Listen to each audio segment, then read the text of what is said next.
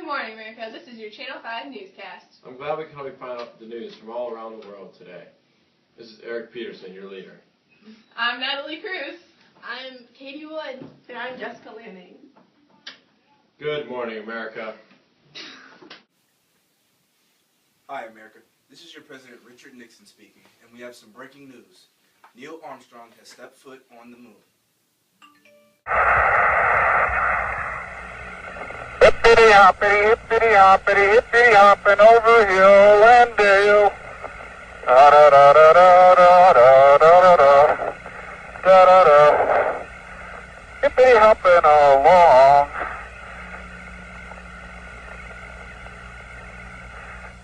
Good morning, America. This is Natalie Cruz with your Channel 5 news, and I'm here with Neil Armstrong. Nice to meet you. Nice to meet you.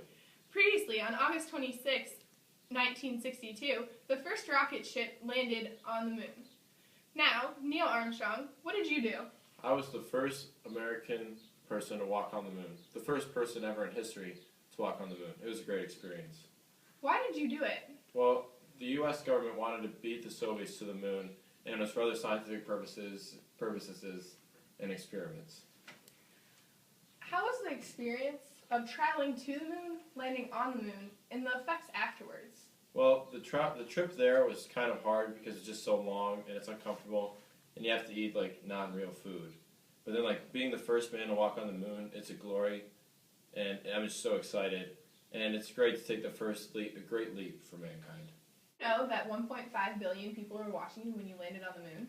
Yes, I did. How was that feeling? It was exciting to know that all those people had my back, but also put a lot of pressure on me, and I was nervous that I might make a mistake or screw up. That's interesting.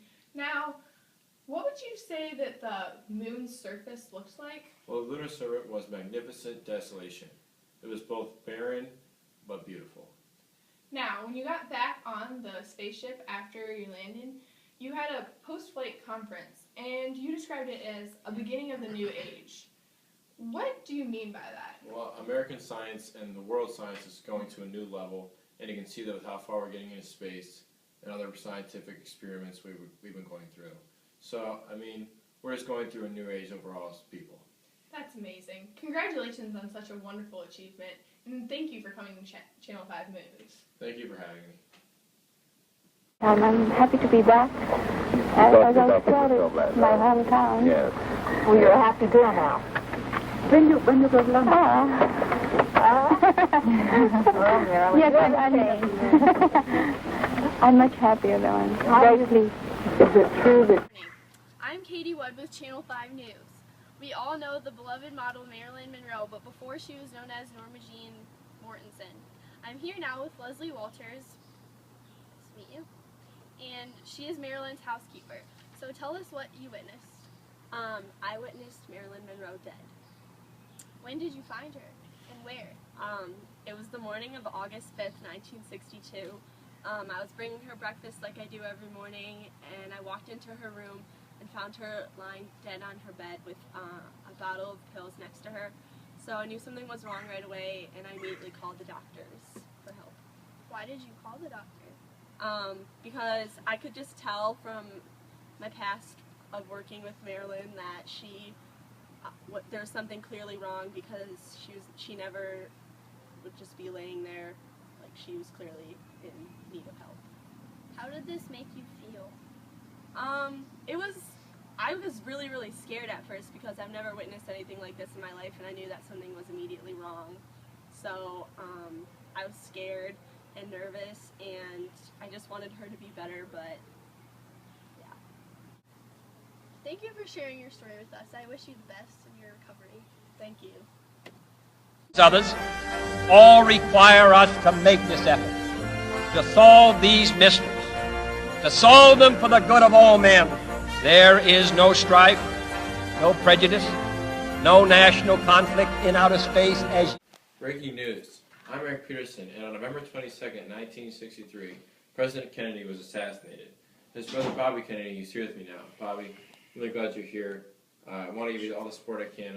I'm glad you're helping the nation and helping out your brother. I appreciate it. But if you don't mind, can you tell me exactly what happened? Well, sure.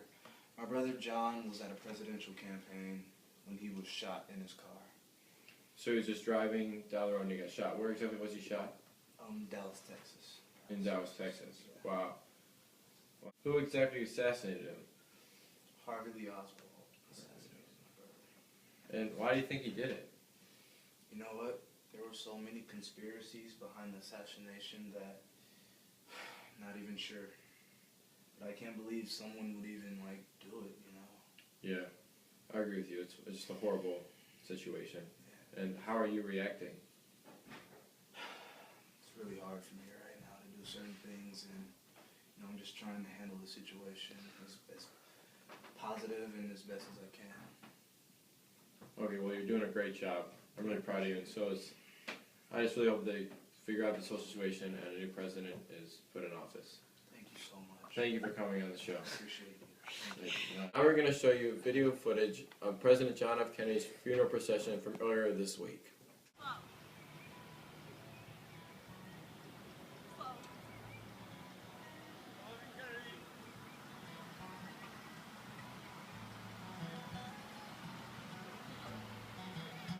Hi, I'm Natalie Cruz, and this is Sister Catherine and Paul White. Now, there have been a lot of scandals involving the church recently. What have been some of the rumors? The rumors are that there's been a lot of corruption in the church and a lot of sex scandals. Who has been involved with these scandals? Charles Sylvestre has been known for his scandals. And I think a lot of other clergy members, like priests especially. Interesting. Where are these key places that these scandals have been occurring? They've been occurring all around the world. Especially in Canada, that's where Charles Sylvestre had many of his sex scandals. When did these scandals occur in the church? They started occurring in the 1960s. Many people have been blaming these scandals on the 60s.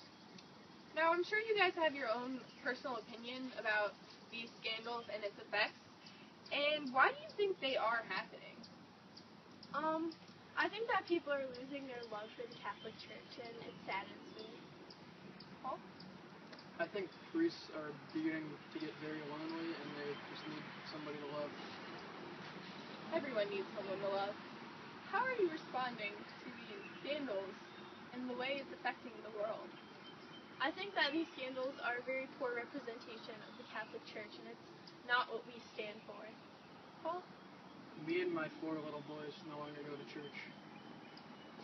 That's sad, because these shouldn't happening. But I'm really glad that you guys came forth and talked about such a hard thing to talk about. Thank you for coming. Thanks for having us. Thank you very much. Paul? Good morning, America. This is Jessica Lanning. There has been some huge news with the ending of the Vatican Council. The council started in 1962 and ended 3 years later in 1965. 16 documents came out laying a foundation for the Catholic Church. I'm here with the bishop asking his opinion on the council, named James Goldstein. Pleasure. What? So, where did this council take place? The council took place in Vatican City. What did you like about the council? I liked how they encouraged the friendship between Christians and non-Christian faiths, and how they encouraged other faiths, and how the Mass would no longer be spoken only in Latin, but the spoken language of the people. Why did you like these changes? Because we can grow closer to God and each other, and I also have gone to non-Christian friends that I feel that comfortable with and be able to talk to. So how did the council end? We needed to make changes to keep itself together after World War II, and after 3 years, and we needed to put all these things together and pretty much just go around the church to make the church a better place. So, what was your overall opinion on the council? Did you think it had positive outcomes, or do we still have a lot of room for improvement? I thought it was a lot of positive outcomes. We got a lot of work done, but there's always room for improvement. Okay, well, thank you again for coming in and talking to us.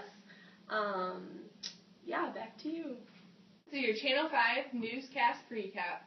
I'm Natalie Cruz, and today we covered Vatican II and its responses. I'm Katie Wood, and we covered the sex scandals of the church. I'm Jessica Lanning, and we talked to Neil Armstrong about him landing on the moon. This is Eric Peterson, and we covered the death of Marilyn Monroe.